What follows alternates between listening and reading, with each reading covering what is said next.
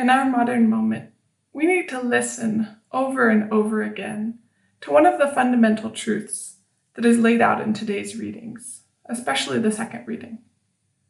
At the core of our being, we are loved and made holy, created in God's image and likeness.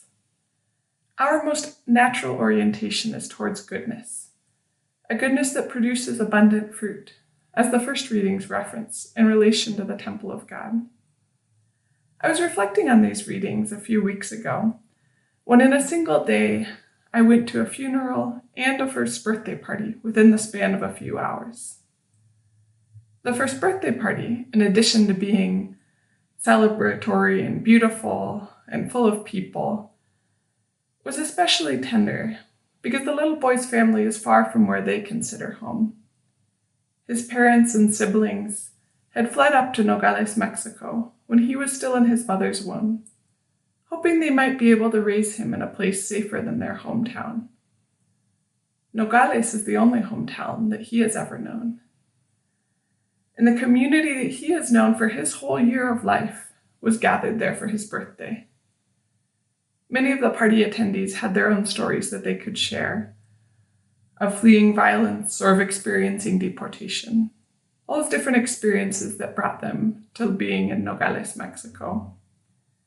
But the most important story of that moment was that of life, a life created fundamentally good thanks to the grace of God, a life founded on love. Today's readings resonated in my heart in a different way as I sat at the funeral mass. If the birthday party was a celebration and recognition of God laying the foundation of a little one's life, the funeral was a moment to cherish the faithfulness with which Sister Claudia lived her 97 years on this earth, building every day in a way that honored God. I first met Sister Claudia nearly 15 years ago when I volunteered at the Kino Border Initiative, because she faithfully served the afternoon meal every Friday. The prayers that she offered to open the meal always infused the dining room with tenderness and closeness as she spoke to people who found themselves in a difficult moment on their journey. She told them about how much God cared for them and how Mary held them by her hand every step of the way. Sister Claudia was a temple of God, and the fruit of her ministry lives on in me, in the migrants she met, and in many other members of our community. Once we understand and truly believe that fundamental goodness of God, and are called to build on such goodness, as Sister Claudia did, then we can appreciate the depth and nature of Jesus' sense of deception and rage as he saw his Father's temple defiled.